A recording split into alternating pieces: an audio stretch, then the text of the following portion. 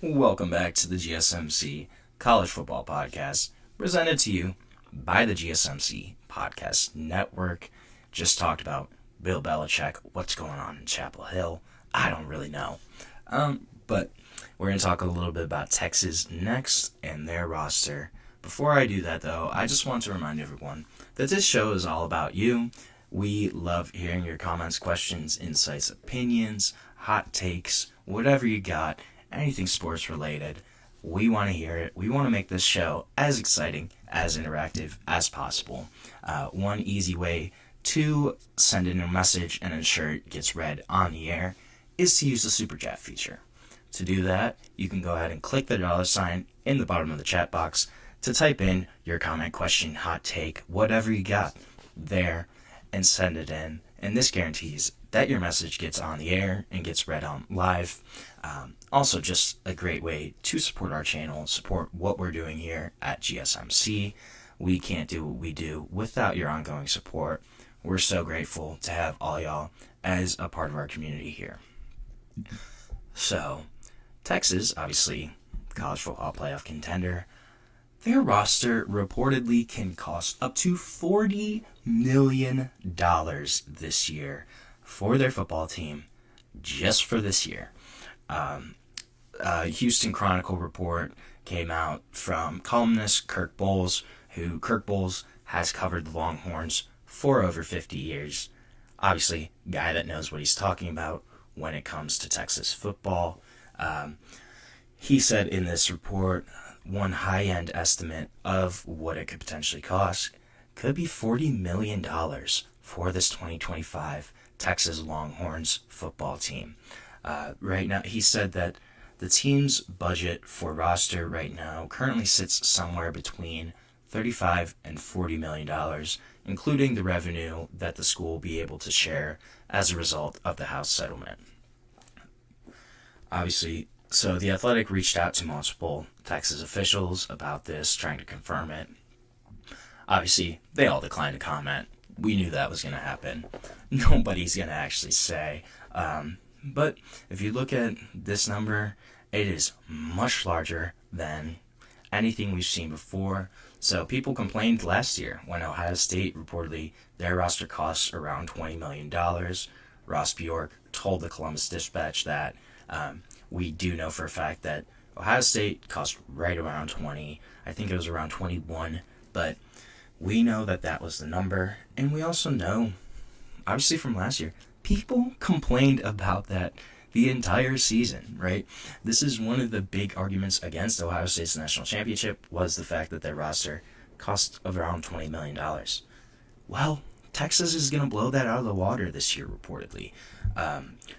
What we do know, so one, team roster budgets, they're very rarely officially confirmed.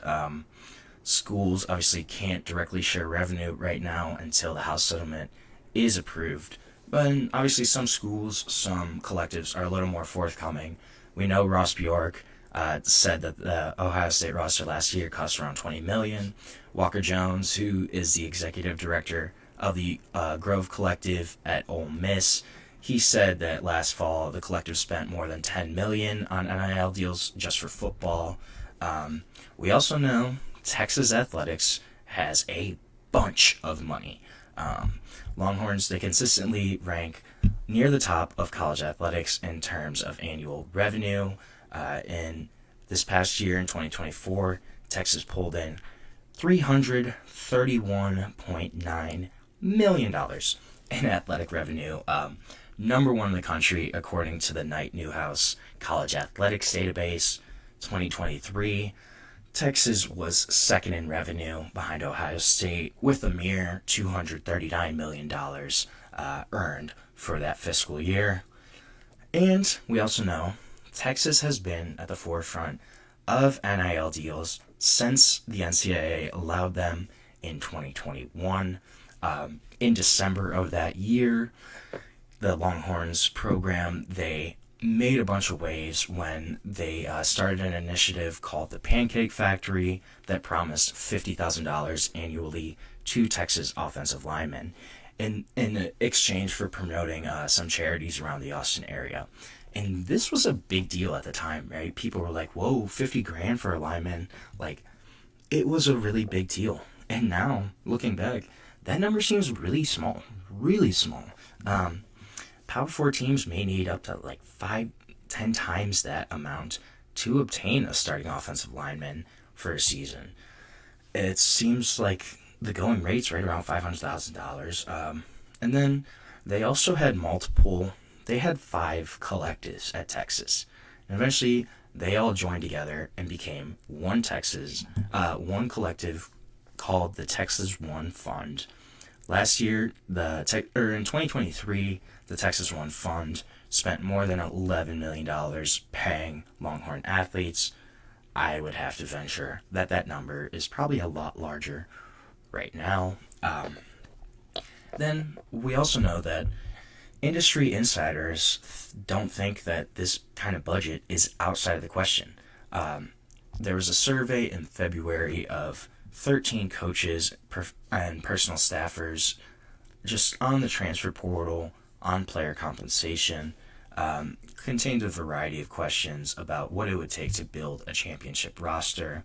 And in this survey, one Power 4 general manager said, $40 to $50 million, I think that's where I need to go.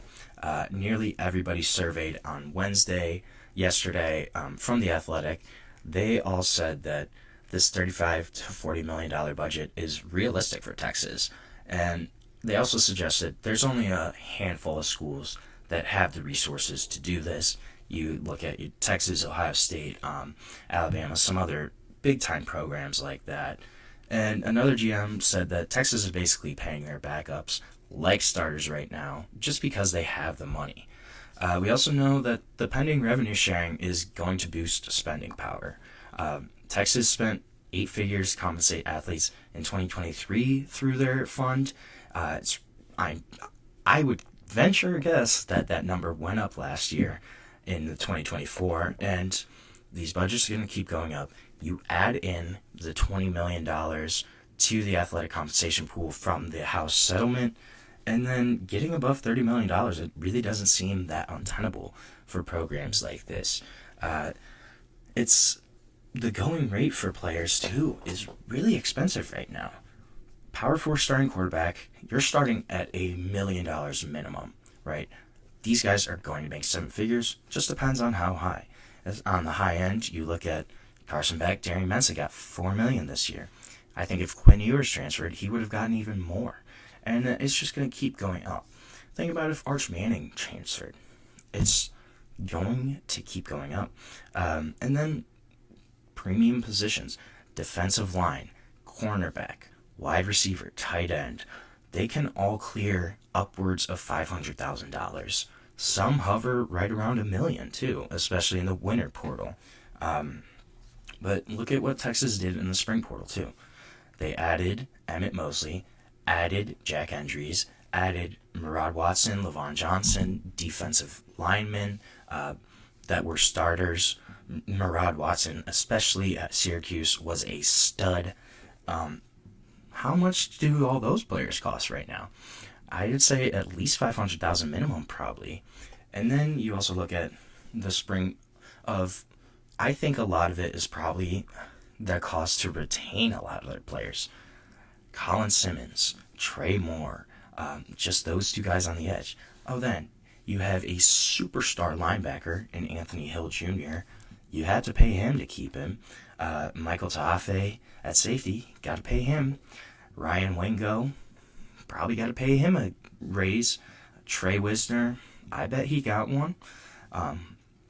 The other interesting thing is reportedly Arch takes no money from Texas.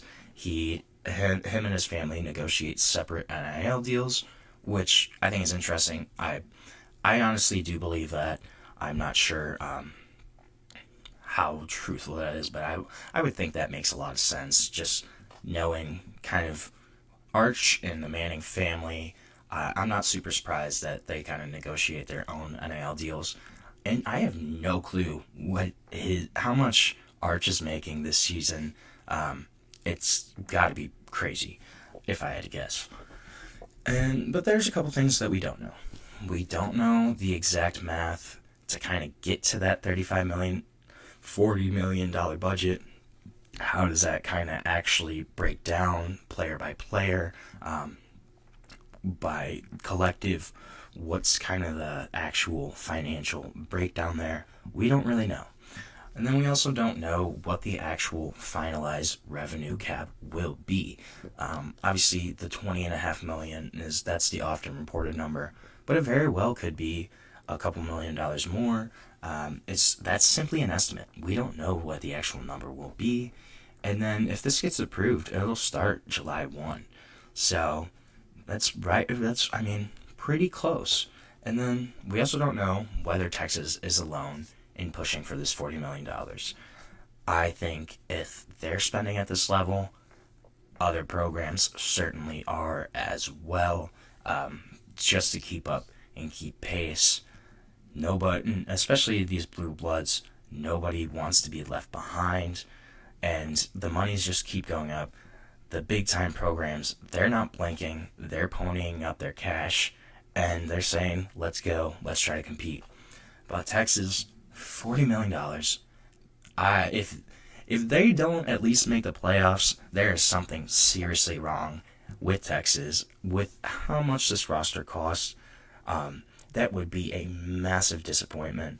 I think they should really be gunning for a national title this year, but if they somehow, I think even not getting out of the first round of the college football playoff this year would be really disappointing for Texas.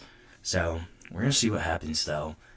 A substantial investment in this 2025 roster for the Longhorns. But I think there's probably a lot of other teams that are doing this now, and this money's just going to keep going and going and going. So we're going to take our second break of the show. When we come back, I want to touch on some guys who are replacing NFL first-round picks, and just what that could look like this year for the upcoming season.